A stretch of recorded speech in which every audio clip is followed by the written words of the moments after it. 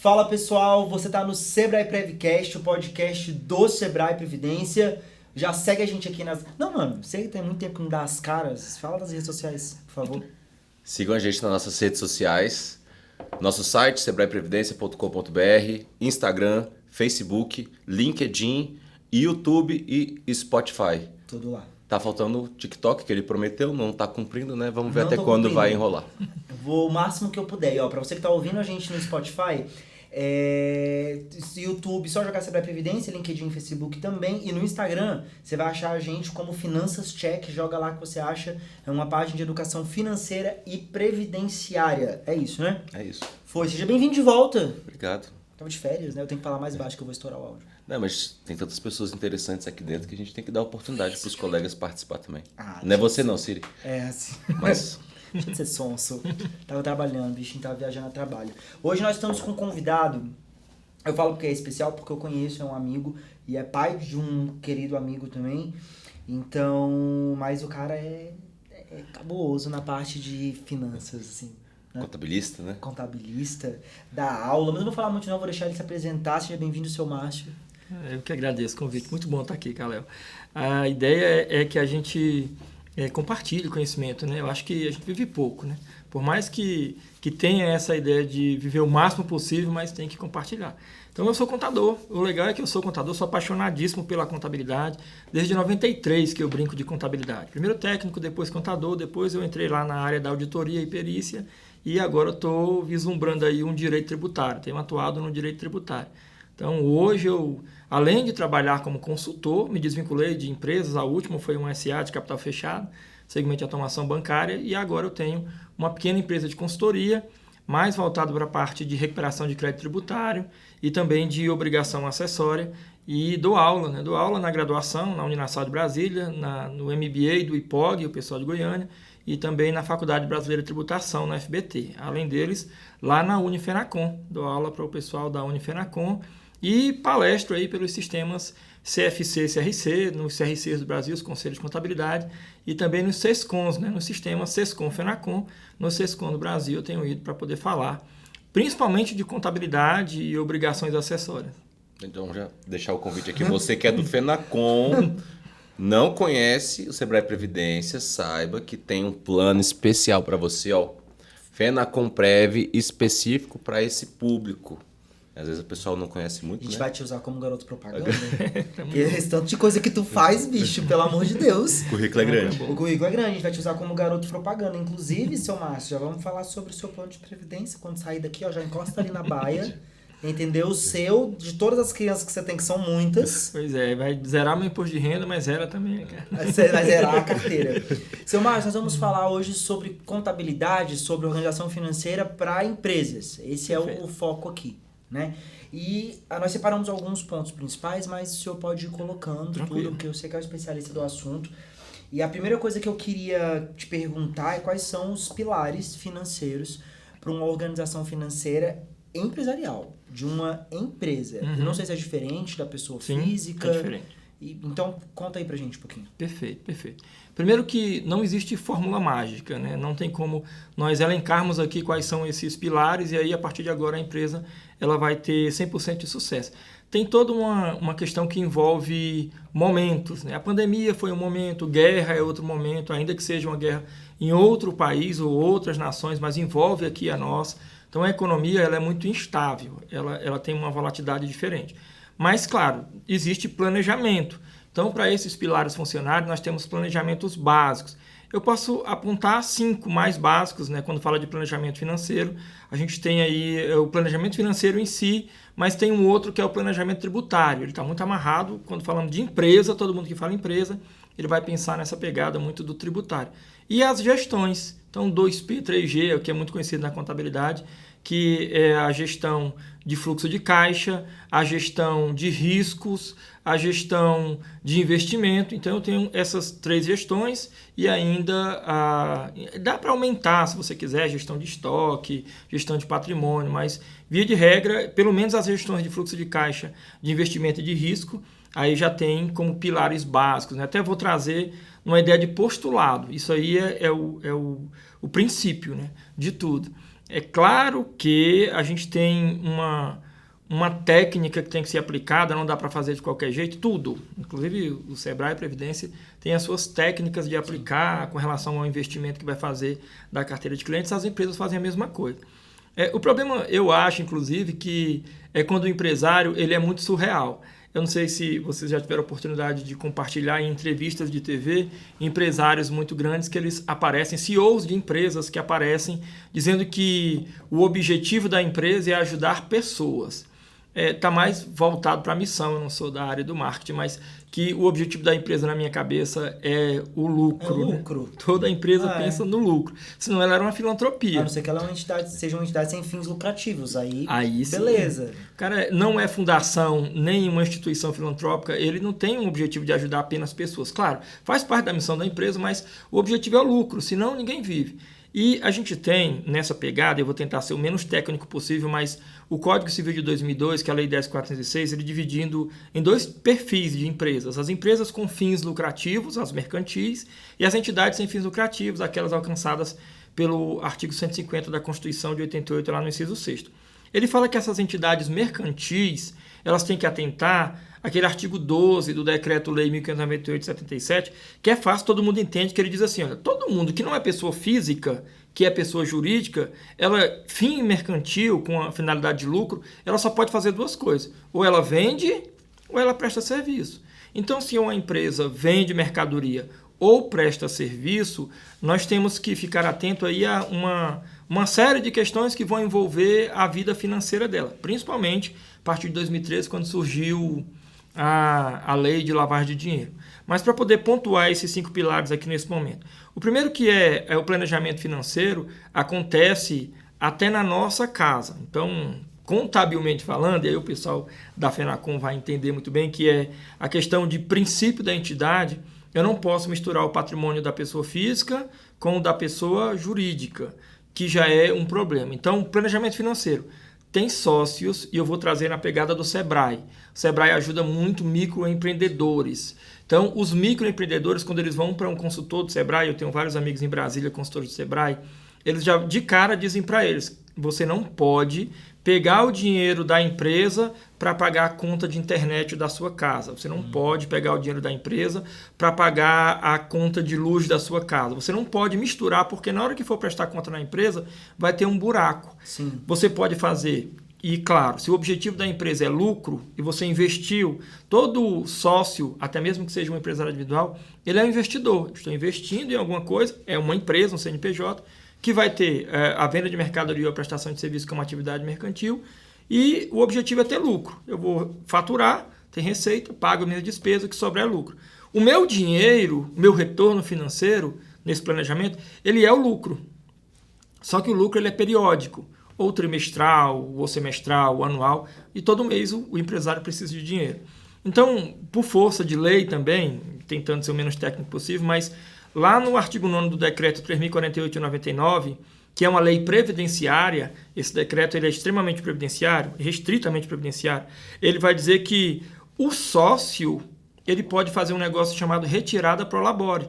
Então, o primeiro planejamento é aí, cara, quanto que eu preciso para manter a minha pessoa e não interferir na vida financeira da minha empresa.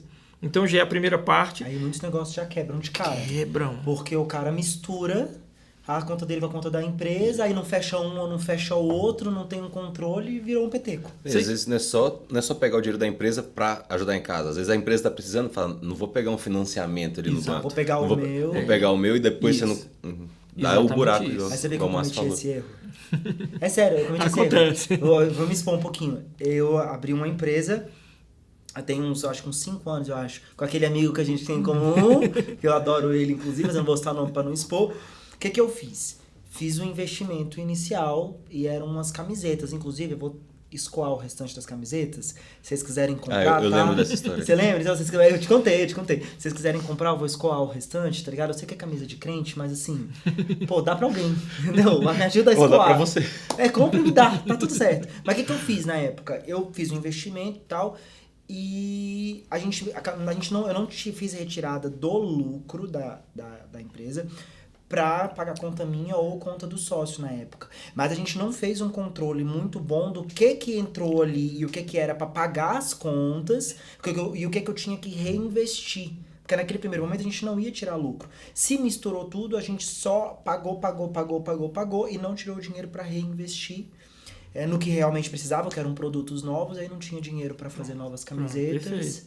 E aí quebrou. É exatamente Fora aqueles isso. problemas que eu relatei contigo, quebrou. É exatamente isso.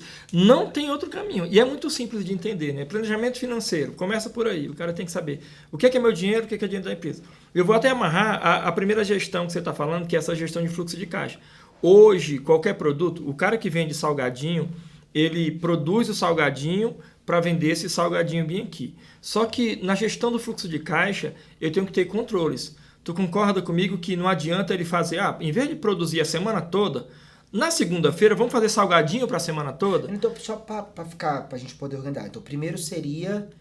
um planejamento financeiro. O planejamento financeiro, que aí o ponto principal que o senhor destaca é não misturar o seu pessoal com o da empresa. Exatamente, isso aí não pode. E aí o fluxo de caixa é um segundo ponto? É um segundo ponto. A gente pode... E não precisa ser exatamente na Nessa mesma ordem, ordem, mas também. Dois planejamentos. O financeiro e o tributário, eu vou deixar o tributário por último, que é o que faz a amarração. 2 planejamentos, financeiro e tributário. Então eu tenho 3 gestões. Gestão de fluxo de caixa, certo. Gestão de custos e gestão de investimento. Então vai no fluxo de caixa. Vamos no fluxo de caixa. Deixa o planejamento tributário por último, que é onde a Receita vê. Quando fala de gestão de fluxo de caixa, e aí, primeiro, eu tive um planejamento financeiro dizendo que eu não posso mexer no dinheiro da empresa. Você acabou de falar, e eu estou amarrando com a sua fala, quando eu não posso mexer no dinheiro da empresa, o que é meu é Prolabore, e Prolabore é quando eu trabalho, eu posso fazer uma retirada, permitido por lei, mas tributado, com imposto de renda inclusive, ou lucro. Então, eu, enquanto sócio, tenho 2 fontes para pegar dinheiro da empresa, ou lucro ou Prolabore. E aí, se eu não mexo no dinheiro da empresa, se eu atento ao planejamento financeiro, agora eu vou tratar de gestão de fluxo de caixa. O meu produto é o quê? O seu produto era camiseta. Mas o produto desse cara é salgadinho. Então a camiseta, não na mesma pegada do salgadinho, mas quando eu faço uma analogia aqui primeiro com o salgadinho, que ele não pode produzir para a semana toda porque é um produto perecível, Sim. É um produto que pode ser que amanhã seja feriado e aí as pessoas viajam, vão sair de Brasília, vão viajar, aí a demanda vai ser muito menor nesse feriado. Então tem que ter, para a gestão do fluxo de caixa, uma interpretação de qual a necessidade. Aquela coisa da oferta e da demanda que é muito tranquilo. Tem que ter essa necessidade. Então, quando fala de gestão de fluxo de caixa vinculada ao planejamento financeiro, que é o dinheiro da empresa que eu não posso mexer, que eu tenho que entender que eu tenho que pagar colaborador, que eu tenho que dar parte do sócio, que eu tenho que comprar matéria-prima, insumo para produzir mais produto, eu preciso primeiro entender que o fluxo de caixa, o que é esse, e vai estar numa outra parte aí, mas o que vai ser esse fluxo de caixa nosso? É o dinheiro que eu tenho para comprar matéria-prima, insumo, para virar mercadoria, para eu vender, para ter mais dinheiro. Então eu vou ter mais dinheiro para comprar mais matéria-prima e insumo, e aí eu vou trabalhar com uma série de outros quesitos, como por exemplo margem de lucro. Quando eu sou empresa, eu vou trabalhar com margem de lucro. É para isso, inclusive, que os colegas que eu tenho, que são amigos pessoais, consultores do Sebrae, eles falam, Ângelo, o maior problema das pessoas hoje, quando fala de giro, de fluxo de caixa principalmente, é precificar. Então o cara até sabe, ele fala, olha, eu sei que o dinheiro da empresa é da empresa, só que ele investiu 5 mil na empresa. Aí ele compra 5 mil de produto e ele vende 5 mil de produto. Aí ele compra mais 5 mil de produto. Precificou errado.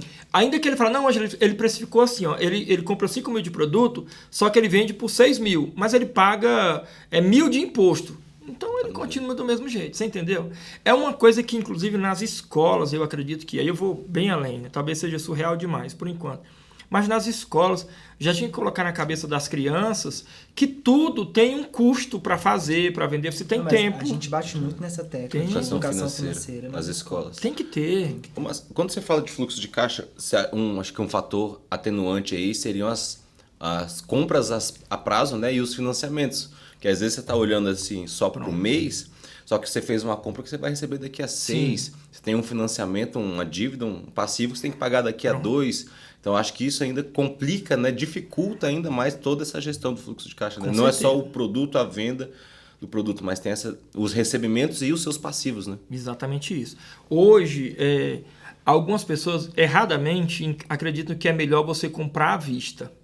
tudo que eu for comprar é melhor eu comprar à vista, né? Não, que eu já fico livre da dívida. Depende. Cara, esse é um conceito errado. Assim, mas assim, isso na verdade, é relativo. Tem gente que acha melhor comprar à vista, tem gente que acha melhor comprar a prazo. Então, tudo bem. Eu vou tirar do escopo de pessoa física e vou colocar na pessoa jurídica. E você já respondeu a pergunta, uma pergunta retórica. É melhor comprar à vista ou comprar a prazo? Cara, enquanto empresa, é melhor comprar a prazo. Porque a minha venda, ela pode ser a prazo. Se eu comprei a prazo, se eu comprei esse produto a prazo, então eu tenho um prazo para pagar o meu fornecedor e também eu abro um precedente para receber do meu cliente.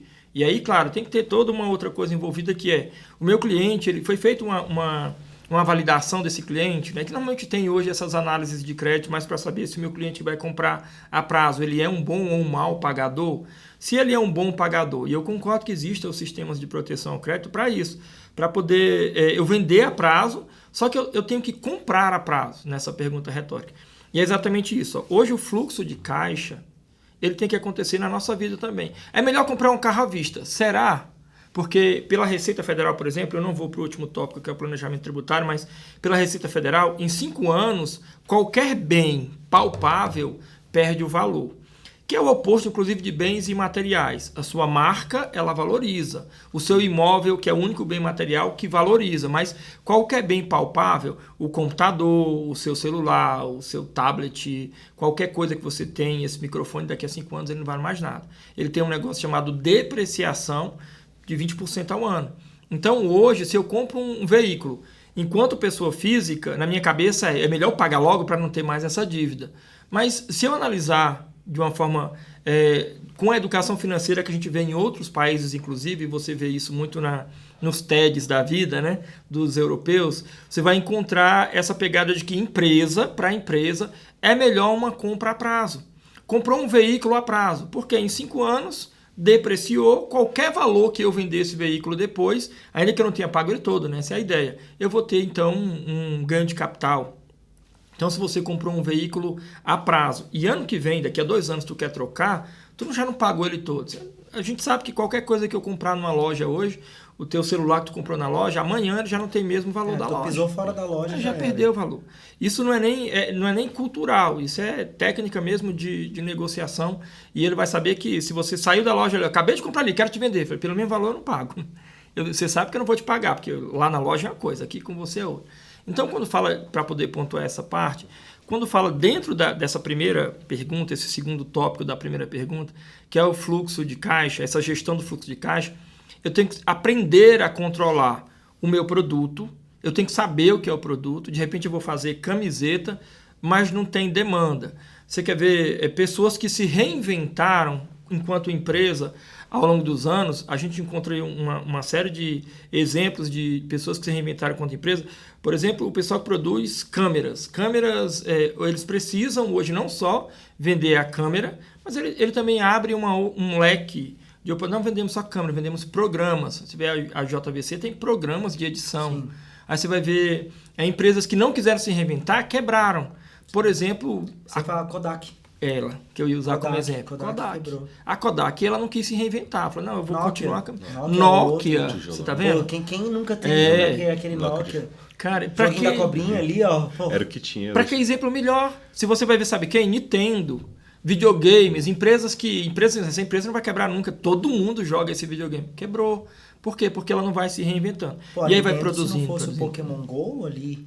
Alguns anos atrás, ela tava quase ali no falência, né? Melhorou chegou a abrir e tal, uma parada assim, não foi? Sim. Aí veio o Pokémon GO, a bicha...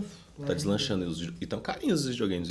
Tão carinhos, ó. Mas, assim, eu acho que sobre essa questão do fluxo de caixa, acaba que essa questão do a prazo e do à vista, tanto para o CNPJ como para o CPF, te dá poder de barganha. Exatamente. Para eu te oferecer um desconto para você me comprar à vista e da mesma forma eu posso negociar com algum fornecedor, algum insumo que eu posso comprar numa quantidade maior e que ele vai me dar condições melhores de pagamento, né? Então, além disso tudo, tem alguns asteriscos, uns a mais, né? Mais subjetivo, né? Para você botar nessa conta aí para você organizar seu fluxo de caixa. Esses 2 pontos, inclusive nesse segundo, a gente já consegue amarrar ao terceiro, que é a gestão de custos. Então, eu tenho um planejamento financeiro vinculado a um fluxo de caixa, a gestão do fluxo de caixa tem que ser bem feito, até na nossa casa. Na pandemia, quem não engordou na pandemia? Isso aqui eu ganhei na pandemia. Onde quem é que não tu ganhou na já pandemia? tinha isso daí, brincadeira. Ganhei, né? Eu tinha uma parte, aí aumentou um pouco mais, porque, cara, é muito bom o fast Seu food. Márcio, é porque eu não tô com meu celular aqui. É muito Gente, bom o mas fast foto food. gordinho. Eu vejo a foto na academia agora. Esses caras... Só foto na academia. Eu posso falar, eu fiz ao contrário, eu emagreci. Tu emagreceu na pandemia? Foi quando eu comecei a malhar. Mas Porque não tinha festa. tá. Não tinha lugar pra sair. Foi Ficava... o caminho inverso, É. né? Não, a grande maioria das pessoas, assim, posso estar errado na análise, mas a grande maioria das pessoas, elas acabaram pegando o seu orçamento familiar, Não tinha como gastar, né? não tinha como gastar E e comer. começou a comer. Você entendeu? Começou Compras a Em comer. vez de online. fazer uma boa gestão ali pra juntar, economizar. Sim. Foi a época que eu mais economizei. A Sério? vida voltou e piorou. Uma curiosidade assim, que eu tive agora. Você falou sobre Prolabore e sobre rendimentos. São coisas distintas. É. Tributariamente também, tô falando porque pessoa física quando recebe rendimentos é isento. A gente não paga imposto no imposto de renda. É. Eu, dono de uma empresa, vou decidir se eu vou tirar um Prolabore ou se eu vou tirar os rendimentos. O que é melhor, pensando pessoa física, pessoa jurídica, o que impacta no financeiro da empresa, o que impacta no orçamento da pessoa física, qual que seria o melhor caminho, quais são os prós e contras de cada uma dessas coisas? Pronto, boa. Hoje a gente tem uma interpretação que é muito melhor ter lucro do que Prolabore. O que é o Prolabore? É só uma nomenclatura para salário. Você sabe que pastores recebem um salário com a nomenclatura de prebenda. Sim. E padre recebe salário com a nomenclatura de côngrua. Então, o Prolabore, ele também é um salário. Do jeito que é um salário para um servidor público, para um seletista, é o Prolabore. Então, quando o sócio trabalha na empresa, ele tem direito ao Prolabore. Se vocês trabalham como seletistas e têm direito a um salário, tudo que for atrelado a um salário de um seletista, de um servidor público, ele também vai ser atrelado ao Prolabore. Então, qual que é a desvantagem? Para poder já ir para um ponto de resposta. A desvantagem de receber um Prolabore é porque eu vou ser tributado. Você sabe que a Previdência, isso aí eu falo muito na graduação para os meninos, desde o Eloy Chaves, né? Em 1923, quando o Eloy Chaves ele criou aquela lei que era os CAPs, aquelas caixas de aposentadoria e pensão, e teve um artigo que eu escrevi para a Rede Nacional de Contabilidade explicando por que o CAP não deu certo, que todo mundo falava, é melhor que as empresas descontassem o empregado e depois ela devolvesse para o empregado. Eu falei, cara, não deu certo, por isso que o Getúlio Vargas inventou o tal do tríplice partite, né? Tríplice partite que começou com o INAMPS, que virou o SUS, o Instituto Nacional de Previdência e Assistência Social virou o SUS, e o NPS virou hoje o INSS, Previdência. Então, os CAPs era pegar o dinheiro dos empregados, guardar para devolver para eles. Não deu certo porque empresas quebravam. Acontece, né? Uma ação, sei lá, a empresa faliu. Você vê a Americana agora que houve um erro minúsculo de escrituração e aí deu um rombo absurdo. Gigantesco. Só a multa que eles pagaram foi de 50 milhões. Uma multa simples de 50 milhões. Mas tem todo o rombo por trás. Uma multa simples. Comparado ao rombo, não foi nada. O rombo é muito grande. Acaba sendo simples só por causa do rombo. Mas aí os caras perceberam que assim, empresas quebram. Então é melhor a gente, e o Getúlio Vargas trouxe essa ideia de que mantenha a Previdência descontando do empregado, a empresa também tem uma participação com os 20% da parte patronal, mais 2 de RAT e 5,8 de terceiro, Sistema S. E tem ainda o governo, com PIS e COFINS, que são 2 contribuições que vão para dentro da Previdência Social, mais a CPRB. Resumindo, ele fala assim, gente, como é um tríplice partite, obrigatoriamente quem for seletista, estatutário não, mas quem for seletista, inclusive sócios de empresas mercantis alcançadas pelo Código Civil, são obrigados a contribuir para a Previdência quando fizerem retirada pelo labore. Então, se tem salário, o cara tem salário como seletista, ele vai ter que pagar para a Previdência obrigatoriamente. Se ele tem o salário, que é o prolabore, ele vai ter que pagar para a Previdência. Além disso, tem agora, mais recente, né, a atualização do decreto lá de 77, é o 9580 de 2018. Esse decreto, 9580 de 2018, ele é o regulamento do imposto de renda. Aí ele fala assim no artigo 677, no parágrafo 2º. Toda vez que uma pessoa jurídica te passar dinheiro, você, pessoa física, seja o empregado seletista, seja o estatutário servidor público, seja o sócio recebendo prolabore, a gente vai ter que olhar uma tabela progressiva, que começa com 7,5 e vai até 27,5. E quanto que eu vou pagar de imposto de renda? Aí depende do quanto você vai fazer de retirada prolabore. Aí então, via de regra, o melhor é receber sempre Lucro, né? O rendimento. Qual que é a pegada do rendimento? E aí eu tinha falado agorinha, que a apuração do lucro ela é periódica, enquanto que o prolabore pode ser retirado todo mês. Todo mês eu posso ter um salário na condição de prolabore.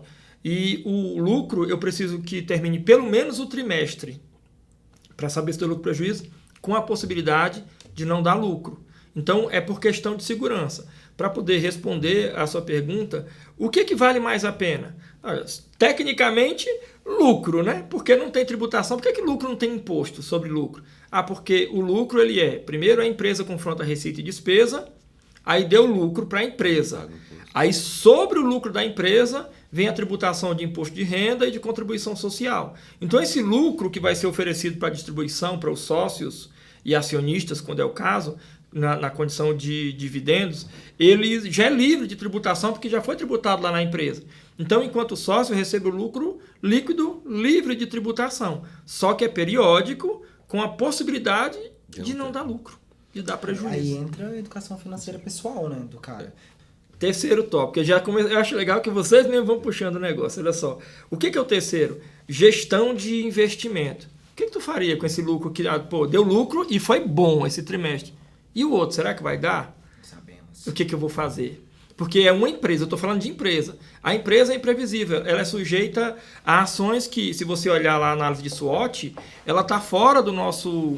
ela vai estar fora do nosso controle. Por exemplo, uma pandemia, uma guerra, um feriado, ou sei lá, teve agora recente uma invasão ali no Congresso Nacional. Um escândalo. Putz, a invasão do Congresso Nacional, todo mundo ficou com medo. Então teve empresas que não abriram, teve gente que não veio trabalhar, teve um monte de coisa que deu ruim para empresas que estão nesse polo do plano piloto. Será que essas empresas perderam dinheiro? Se tu fechar a porta, se a padaria ficou com medo lá do pessoal invadir, os manifestantes invadir, ela não abriu, ela perdeu dinheiro? É óbvio, né? Até a minha filha de 7 anos consegue entender que se a padaria não abrir, como é que ele vai vender? Então, aí a pegada é essa. Tá, deu lucro nesse trimestre. Não, mas aí tá indo tudo tão bem, o Brasil tá tão legalzinho, a economia tá funcionando, até mesmo uma simples alteração na moeda. Vocês sabem, e hoje os caras estão aplicando muito no marketing, o princípio de Pareto. O Wilfredo, né? O Wilfredinho lá também, 1923, 80-20, né? Então, o princípio de Pareto, a contabilidade só vem entender que esse princípio de Pareto é legal dos anos 2015 para cá. Cara, a contabilidade existe desde que o mundo é mundo, praticamente. Explica pra gente o princípio de Pareto.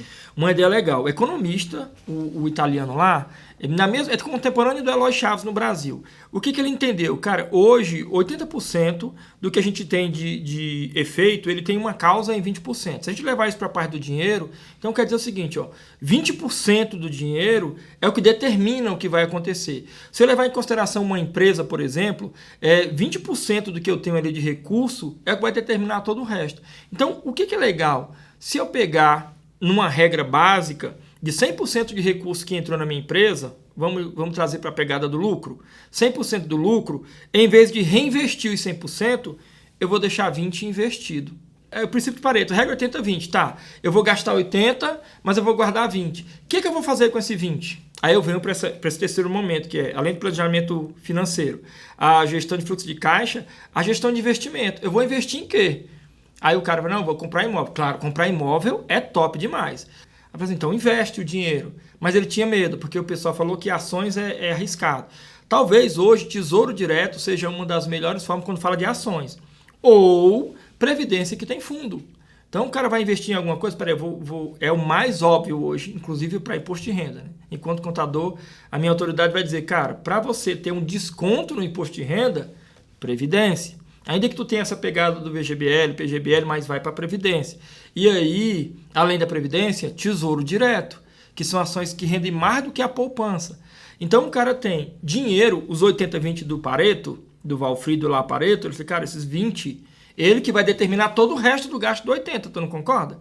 Se eu tenho um 20 que é segurança, então, peraí, não consigo trocar de carro, porque preciso de alguma coisa. Eu posso buscar do 20. Meu filho ficou doente, então eu tenho que gastar com remédio. Não tem dinheiro para gastar com remédio. Eu posso buscar do 20. O 20, ele é um investimento que não pode ficar debaixo do colchão, igual meu sogro. Ele tem que estar investido, mas ele tem que ter liquidez. Tem que ter liquidez. Essa é a fala. Tem que ter liquidez. Tá aprendendo, né? É isso mesmo. Mas é isso mesmo, tem que ter liquidez. O senhor falou sobre o pilar tributário. Ainda não, o nosso último, né? Quando que é fala da questão do tributário na empresa. Hoje eu tenho planejamento financeiro, a gestão do fluxo de caixa, a gestão de... Essa gestão de investimentos que a gente acabou de falar, trazendo aí o Pareto para dentro da história. A gestão de custo, ela vai estar muito vinculada à gestão tributária. É o planejamento tributário e a gestão tributária. E eu vou finalizar com essa parte. Ó. Quando fala de custo, eu vou na sua pegada que é qualquer dinheiro é dinheiro. Qualquer dinheiro é dinheiro. Seja o dinheiro que comprou isso daqui, seja o dinheiro que comprou o microfone. Não, dinheiro é dinheiro. Shotgun. Qualquer dinheiro eu fui comprar alguma coisa... E aí eu pedi um desconto, tal, o cara deu, ele falou assim, desculpa não te dar um desconto maior. Eu falei, meu irmão, desconto é desconto, dinheiro é dinheiro. Se eu tô economizando, é desconto. Dinheiro é dinheiro. Antes de entrar no específico, eu não sei se eu tô falando besteira.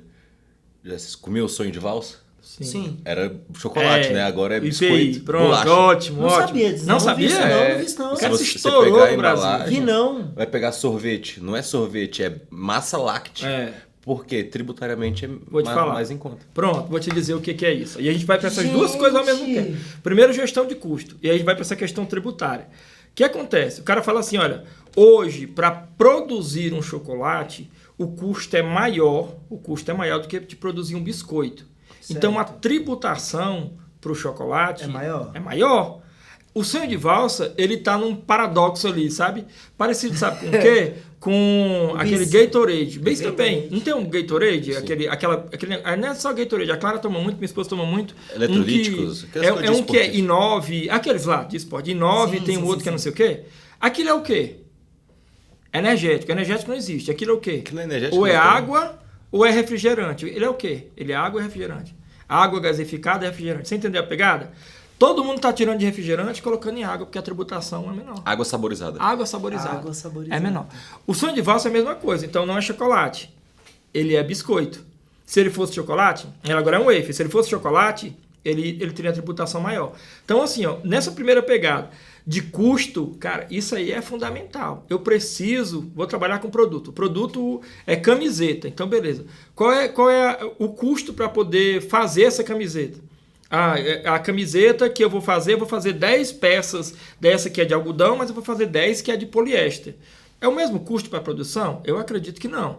Na questão têxtil, ele deve ter o algodão deve ser bem mais caro. O algodão é mais caro. Pronto, aí se o algodão é mais caro e eu consigo vender um produto que é misturado, por que não misturar? Você já viu produtos, tu olha na tua camisa, às vezes ele tá 40% poliéster, 60% algodão. Aquilo ali foi uma jogada igual a do EIF, para diminuir tributação e para manter um pouco da qualidade do produto. Aí, puxando pro lado de produtos perecíveis, chocolate, essas coisas, a empresa está sendo desonesta? Não. Ela tá, talvez um furo ou alguma brecha na legislação.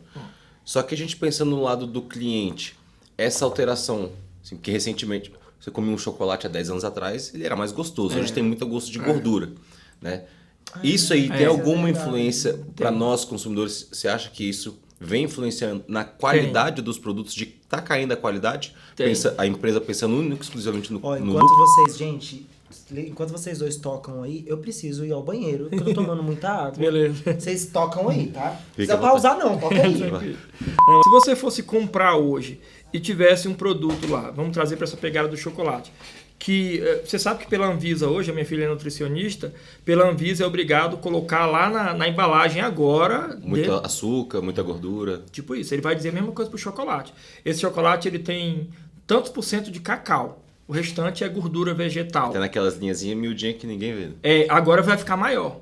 A Anvisa obrigou que fique maior. Na hora que você vê aquilo exposto, aí você vai pensar assim, é melhor eu procurar um então que tenha mais por cento de... Não é normal? Principalmente se nós formos pro universo feminino. A gente que é homem é meio estranho, né? A gente só chega, eu gosto desse, vou levar. Mas mulher, normalmente, não é generalizando, mas tem mulheres que elas são mais atenciosas e elas olham, não, peraí, esse aqui tem mais por cento de chocolate. Então, essa questão de produto, sabe o que acontece hoje? Quando empresa, o nosso foco é empresa, elas fazem curva ABC. Análise de custo, curva ABC, você vê muito isso em faculdade de economia e contabilidade. Lá na curva ABC, eles criam produtos. Então, para esse percentual, que é nos 100% dos produtos que ela tem, ela vai ter produto A, produto B e produto C. Um produto A, que é um produto 100% chocolate, E aí ele vai ser muito mais caro. Um produto B, que ele é um produto que ele tem quase nada de chocolate, e um produto C, que é um produto que ele é intermediário.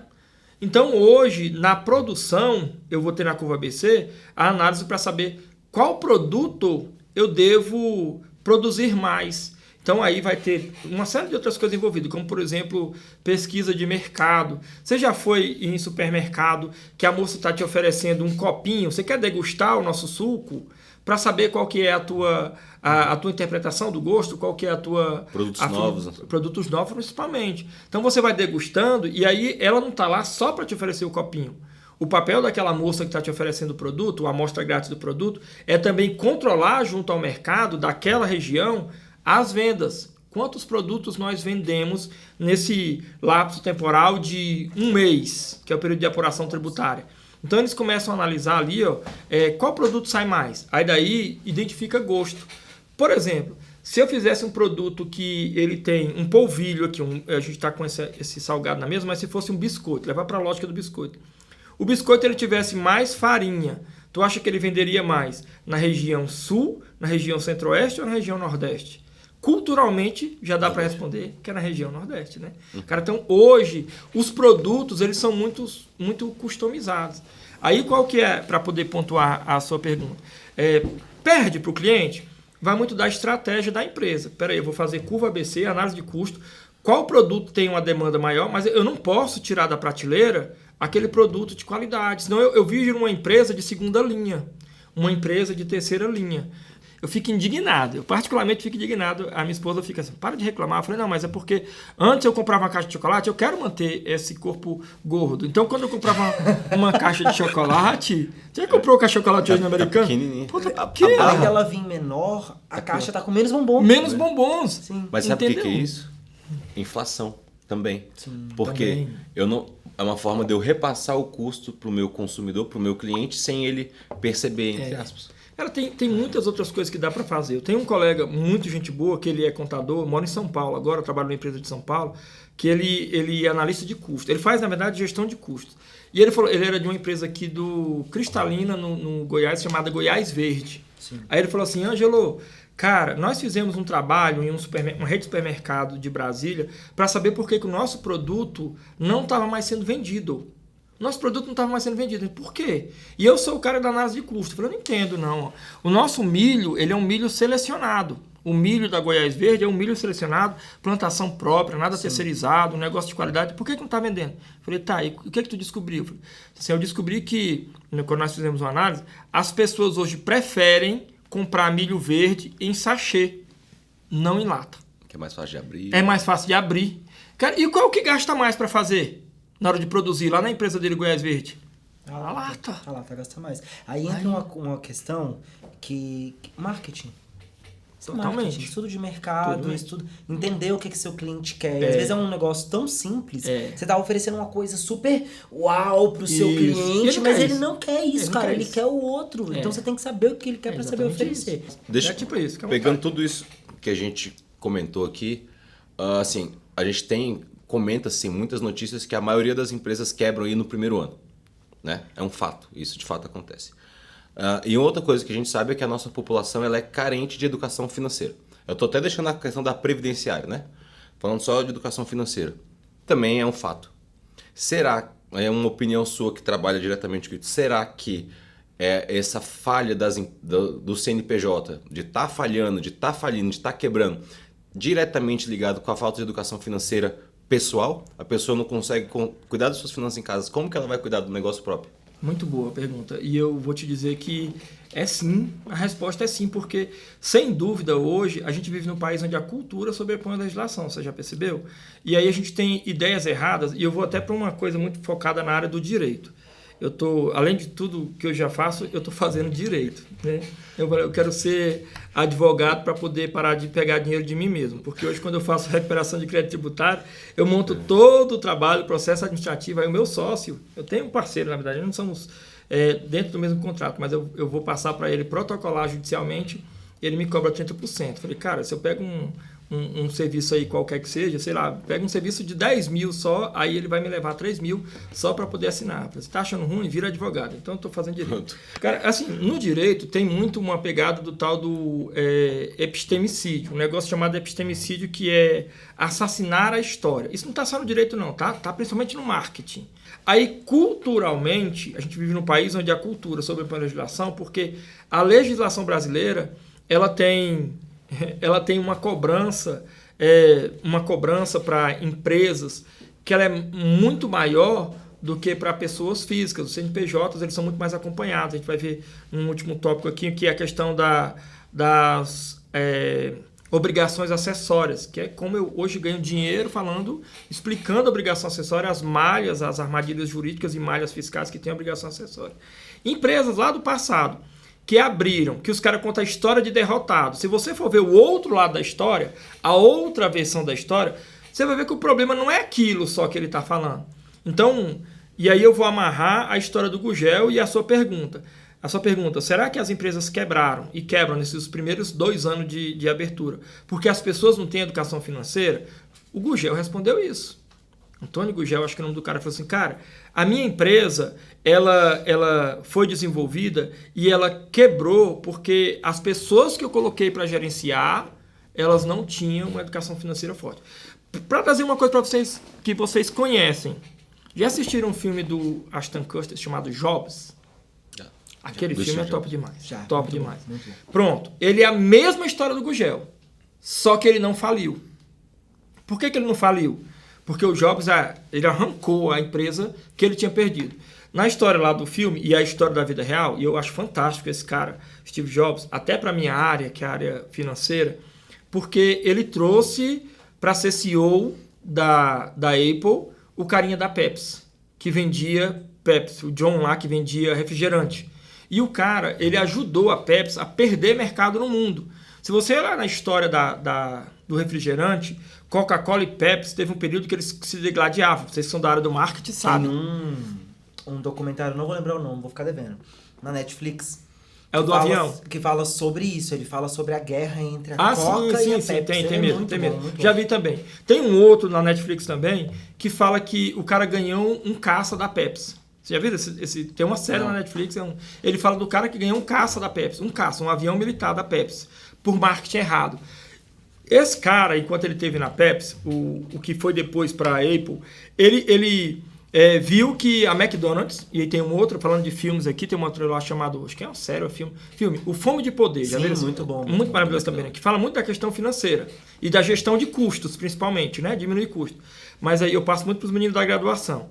Mas quando ele fala na Pepsi, o John, para não tomar nosso tempo aqui, o John, ele viu que houve uma parceria da Coca-Cola com a McDonald's, em vez dele fazer parceria, não, ele desenvolveu outro produto, que foi a Pizza Hut. Ele quebrou o faturamento da Pepsi, investindo, aí vai de novo, pode quebrar tudo, rasgar tudo que a gente falou aqui, ó. Planejamento financeiro, gestão de custo, gestão de fluxo de caixa, gestão de investimento, abrindo dentro desse parênteses da gestão de investimento, gestão de risco. Ele rasgou tudo isso, um cara altamente conhecido, e criou a Pizza Hut. Então ele criou agora uma vertente para investir o dinheiro, o custo. Aí, claro, foi diminuindo. A Pepsi continua sendo grande, mas não vai alcançar a Coca-Cola nunca. Eu acredito que não, porque no último estudo que teve lá pela revista Exame, os caras fizeram uma pesquisa baseada em um estudo que a Coca-Cola, a marca Coca-Cola, se ela parasse de vender Coca-Cola lá em 2009, ela passaria 50 anos ganhando dinheiro só com a marca Coca-Cola. Estou falando de empresas aqui sem nenhum tipo de merchan, porque são empresas mundialmente conhecidas. Então, hoje, quando as empresas quebram, o que falta, na verdade, foco. Né? Eu não vou misturar o dinheiro da empresa com o meu, eu não vou deixar o produto parado, nem vou fazer o produto em excesso, nem vou diversificar o produto errado, tentando seguir uma outra linha. O argumento que ele usou lá na época, o John, para a Pepsi, foi que não pode deixar só as maçãs só numa cesta, tem que colocar em 2. Às vezes não funciona. E aí eu vou atentar para essa questão tributária, fazendo planejamento tributário. O sonho de valsa, peraí, ó, tem oportunidades? Tem. A gente vai deixar de ser chocolate e vai virar wafer. Esse negócio aqui vai deixar de ser refrigerante, vai virar água saborizada. Esse negócio aqui vai deixar de ser em lata e vai virar agora em sachê, o milho em sachê. Então, isso aí é um planejamento tributário, de gestão de custo, que não foi feito. Eu lembro, inclusive, nesse filme lá do Jobs, que é o Ashton Kutcher, que ele falou assim, olha, esse cara está quebrando a Apple. Ele focou em produtos que não vendiam, não tinham demanda. E o produto não era ruim, o produto era bom. Então, hoje, quando as empresas quebram, pode ir atrás. Tem uma história não contada. Não é só a história do coitadismo.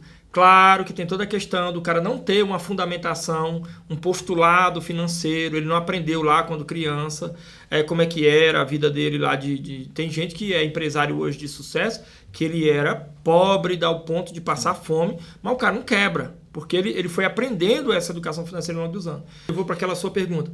Por que as pessoas quebram as empresas no primeiro ano? É só por falta de educação financeira?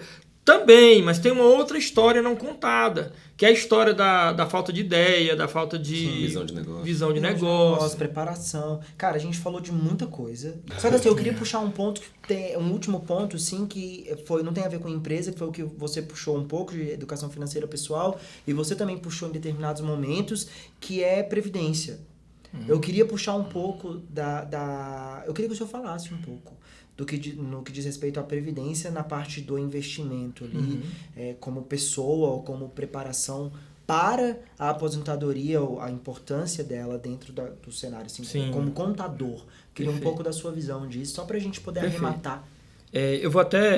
Eu já vi um podcast aqui, tá? O Ângelo meu filho me mostrou um podcast de uma moça que é da Previdência, da concessão de benefício. Eu vi aqui, que acho que ela veio mais de uma vez. Catarina, uma lourinha? Não, era cabelo curto, mas eu acho que ela não estava loura, não, nesse negócio. É, Catarina. Se é o cabelo curtinho. É Catarina. Mas sabe que eu tenho uma coisa assim com a Previdência? Vamos lá, para poder expor a minha opinião técnica. Você sabe que eu tinha citado aqui o Eloy Chaves, que criou a Caixa de Aposentadoria e Pensão. A Previdência no Brasil foi uma cópia. Tudo é basicamente uma cópia, né? O chanceler alemão, um cara chamado Bismarck, e eu falo isso na minha aula de graduação, quando eu vou falar de legislação previdenciária e contabilidade trabalhista. O Otto Bismarck, ele percebeu que o povo no pós-guerra, primeira, estava vazando da Alemanha. Está todo mundo indo embora da Alemanha. Cara, por que você não quer ficar na Alemanha? A Alemanha está destruída. Vamos arrumar a Alemanha. Isso bem antes do Hitler. Aí daí o pessoal, não, eu vou fazer o que aqui? Eu vou trabalhar aqui, aí depois eu vou morrer e não vou deixar nada para ninguém. Mas vamos fazer o seguinte, ó. Você não precisa morrer até trabalhar, até morrer. Você vai poder trabalhar por um período, tu contribui em uma caixa de aposentadoria e pensão, e aí depois, se tu ficar doente e não aguentar mais trabalhar, a gente paga o teu salário até tu morrer. Se tu não ficar doente, mas trabalhou até uma determinada idade, a gente paga o restante lá para você se aposentar. Tranquilo? O Eloy Chaves já tinha pensado nessa caixa de aposentadoria e pensão em 1923. A gente já tinha sindicato urbano e sindicato rural em 1907, 17 e 23, essa ideia da Caixa de Aposentadoria e Pensão. Mas ela era das empresas. Aí o Getúlio, eu acho o Getúlio que ele foi muita coisa boa que ele fez.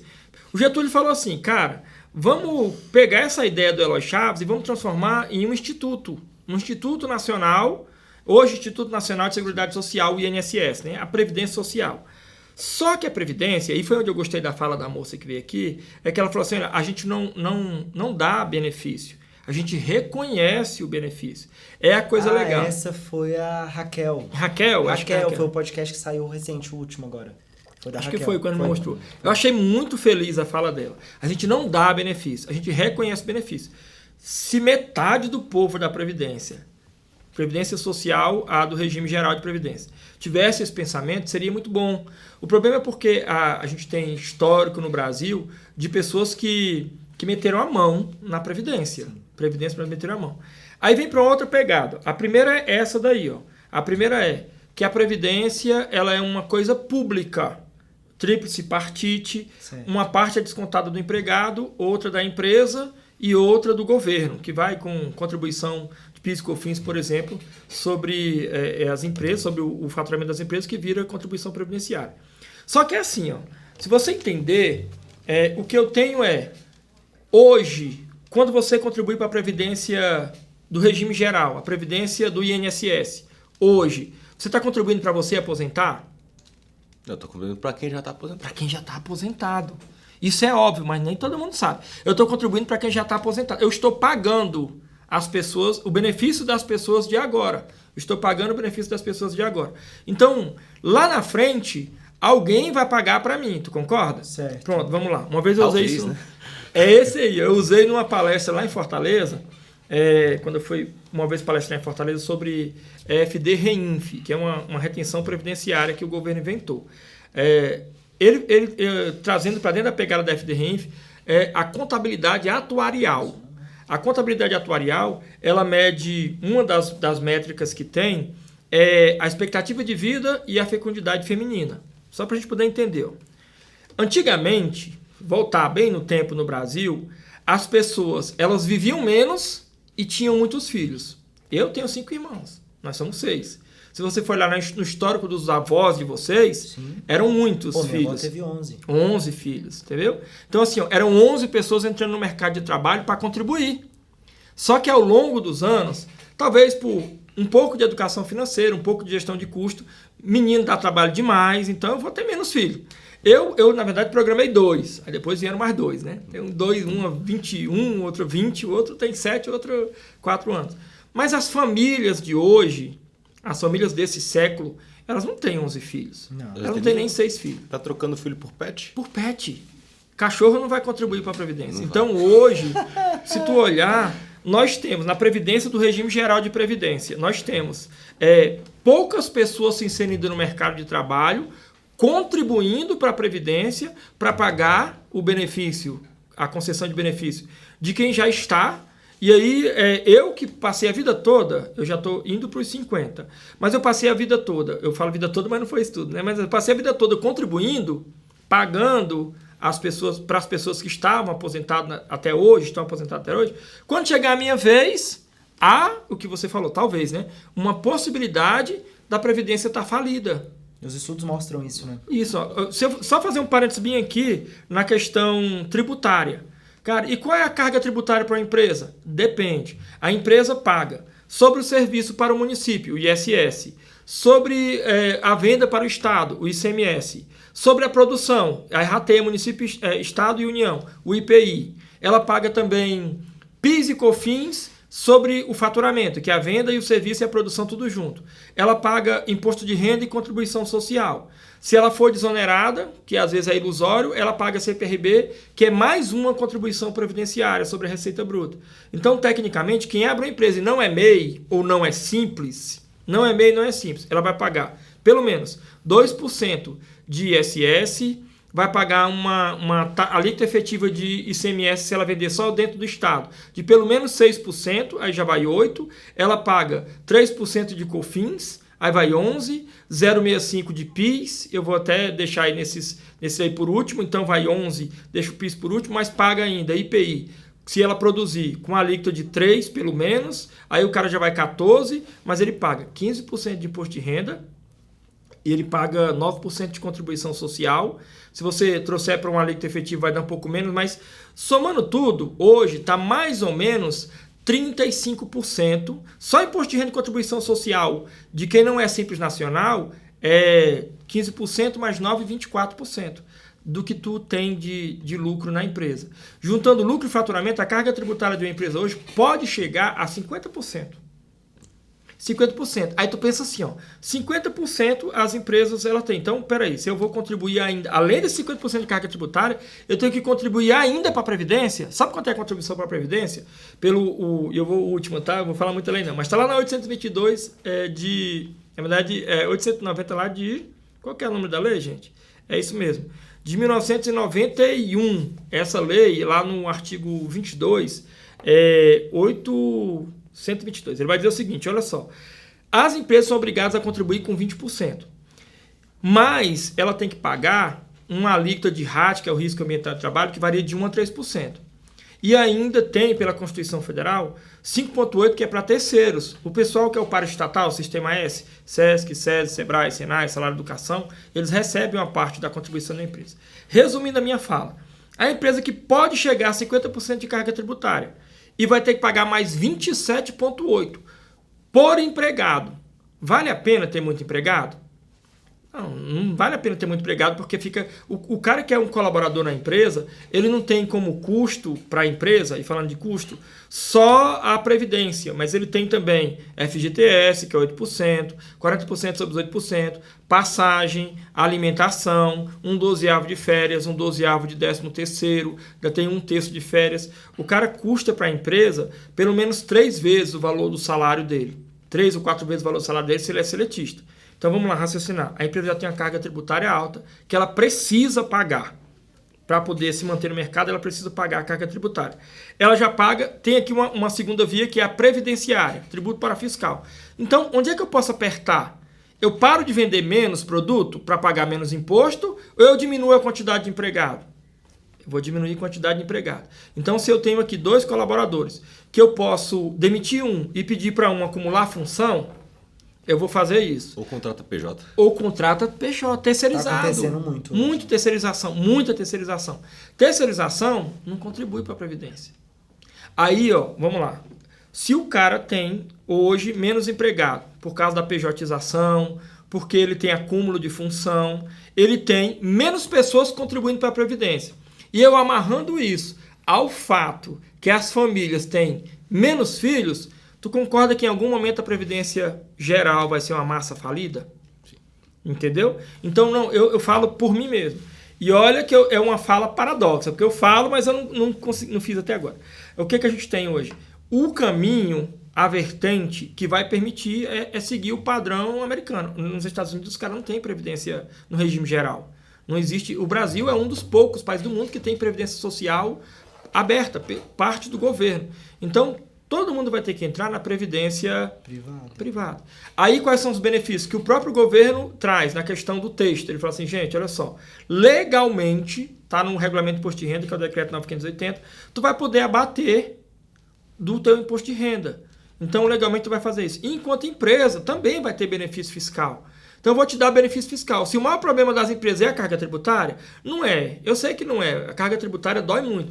Mas tem toda essa questão do epistemicídio de gente que conta só ao lado do coitadismo. Tem a parte de visão empreendedora que o cara não tem, de consultoria que ele não tem, tudo isso. Mas se o problema que você está dizendo para manter a empresa é a carga tributária, está deixando pessoas desempregadas, e o artigo 6º da Constituição de 88 fala que um dos direitos sociais é o trabalho, então vamos fazer o seguinte, eu vou desonerar a folha. Para alguns segmentos, alguns tipos de empresas, eu vou desonerar a folha de pagamento. Você não precisa pagar a parte patronal.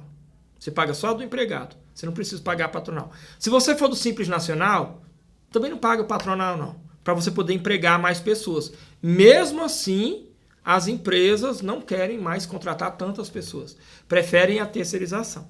Eu uso até a minha própria vida profissional como exemplo. Eu dou aula em uns 8 lugares, mais ou menos. Muito lugar que eu dou aula. Então, eu dou aula na graduação, eu sou seletista. Mas eu dou aula no MBA, eu emito nota fiscal da empresa de treinamentos. Eu dou aula no Conselho de Contabilidade, eles emitem um RPA. Eu dou aula na FENACON, na Unifenacon, lá eu sou terceirizado. Eu tenho uma empresa que emite uma nota para a Unifenacon para não ser contratado pela Unifenacon, até porque são cadeiras que não se mantêm a vida toda. Tem esse semestre, no outro não tem. No outro. Você entendeu a pegada? Então, para poder pontuar a sua pergunta. O futuro é o sistema privado, inclusive previdência. A gente precisa de investir. Quais são as metodologias de investimento? Cara, é análise de risco, gestão de risco. Muita gente se preocupa só com risco eminente. É o que vai acontecer. E em algumas palestras eu tenho falado sobre o risco do cinto no banco de trás. Tu já prestou atenção nisso? Eu acabei de vir de Uber para cá, eu não coloquei cinto no banco de trás, só entra, fica conversando com o motorista, montando ali um cubo mágico. Eu nem me toquei. É hábito. Às vezes no carro de casa, você senta no banco de trás e não impõe cinto. O cinto no banco de trás, ele tem norma para ser usado? Tem. O Código de Trânsito fala que é para usar. Por que eu não uso? Porque eu, ser humano, analisei o risco eminente e não existe. Eu acho, na minha cabeça, que se tiver uma batida, quem vai morrer é quem está na frente, pela pancada. Mas o cara de trás morre também? Morre também. A gente tem casos no Brasil, inclusive, de famosos que morreram porque estavam no banco de trás sem cinto. Então, hoje, na análise nós, brasileiros, é muito o risco eminente. Olha, isso aqui pode acontecer. Mas isso aqui, não, depois eu vejo. Não, quando eu me lembrar, eu coloco o cinto. Aí acontece que quando chegar nesse futuro, que eu não sei se eu vou estar aqui ainda, mas quando tiver essa massa falida previdenciária brasileira, que é um modelo que não está dando certo, que o caminho foi a previdência privada, quem já tiver investido vai estar de boa. Mas quem não tiver investido... Tá claro. Tá vendo?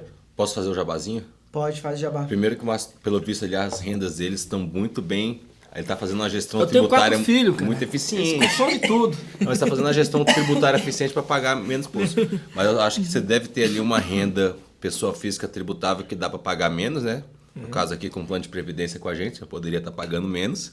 Para você, você e pessoa física que não tem plano de previdência pode pagar menos imposto, né? Se fizer a declaração pelo completo. E você, empresa, se quiser oferecer o seu plano para os seus colaboradores, retenção de talentos, incentivo e pagar menos imposto também, fale com a gente. Quero terminar de comer. Continua falando aí. Não, era isso. Era, pô. Agora pode falar. Bacana, velho. Seu Márcio, a gente não passou por tudo, mas eu acho que era isso. Esperamos vê-lo outras vezes. Muito obrigado bom. por ter Cara, vindo. eu agradeço o convite. Eu gosto demais de contribuir. Eu tenho essa perspectiva.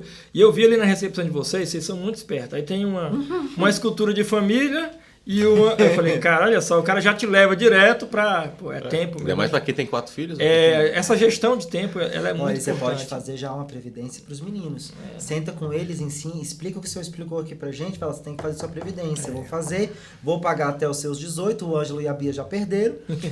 Quando fizer 18, vocês começam a contribuir. A fala do Márcio me deu insights, né? Insights é mais moderno. Para quando a gente for fazer as palestras de educação financeira, porque eu não tinha essa visão do INSS por parte da empresa. Da empresa, sim. A gente tinha a visão de natalidade, Sim. expectativa de vida, né? Mas eu não tinha essa visão, eu achei muito legal.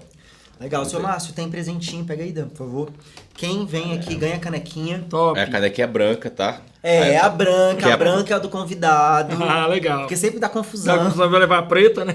Não, obrigado. A preta é do pra convidado. aqui. Eu tenho muito isso. Sabe, eu vi lá na recepção, falei, cara, a gente tem essa expectativa de vida nossa, ela aumentou um pouquinho enquanto brasileiro, mas mesmo assim, essa gestão do tempo.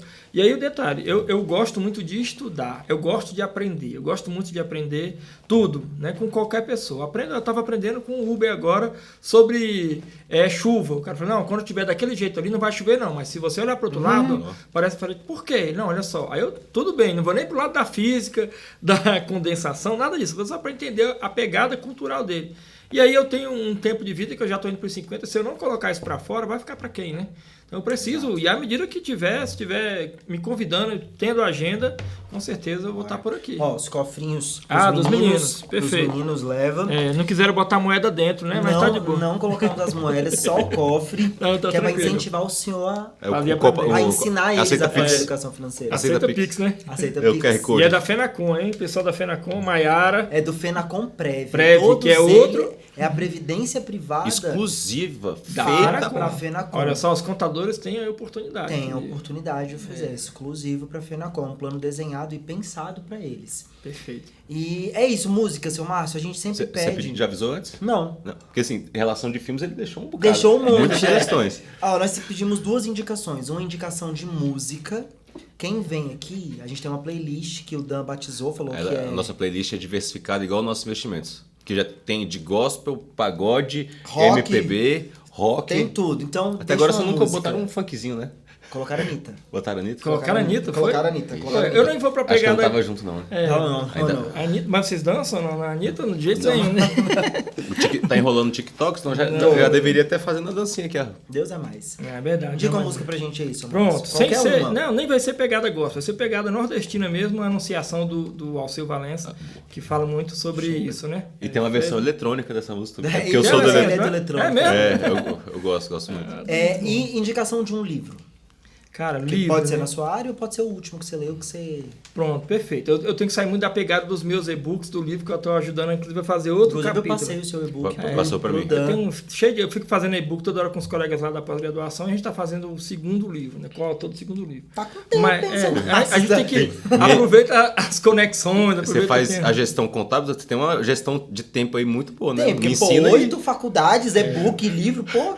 Mas vai lá, indica teu livro. Pronto, ó, o poder da presença da M-Cud é muito bom, tá? Que ele vai trazer essa pegada de você em si mesmo, né? Legal. Perfeito. Seu Márcio, é isso. Muito obrigado. Foi um prazerzão. Alguma Excelente. coisa? Fiquei muito feliz. Esse episódio foi Foi um bom. episódiozão. Pra mim foi uma volta com o pé na porta. Pé na gostei. porta, né? Você não deixa de seguir a gente nas redes sociais. Cara, enquanto ele falava, ele terminou de resolver o cubo. Foi. Como que ele fez isso? Eu não vi, mas assim... Tá, pede pro editor botar o e-book dele na descrição. Ah, é o link pra... Quando Pode? a gente- O link Porque pra galera fica à fazer o vontade, é download? pra jogar Pra gente pra divulgar, o pessoal pô. ler. O link do e-book é só sobre o tema de hoje, né? Que é educação... Controle financeiro. Controle financeiro empresa. para empresas. Então o link vai estar na descrição pra você poder fazer aí o download. E é isso. Não deixe de seguir a gente nas redes sociais. Até a próxima. Valeu. Falou.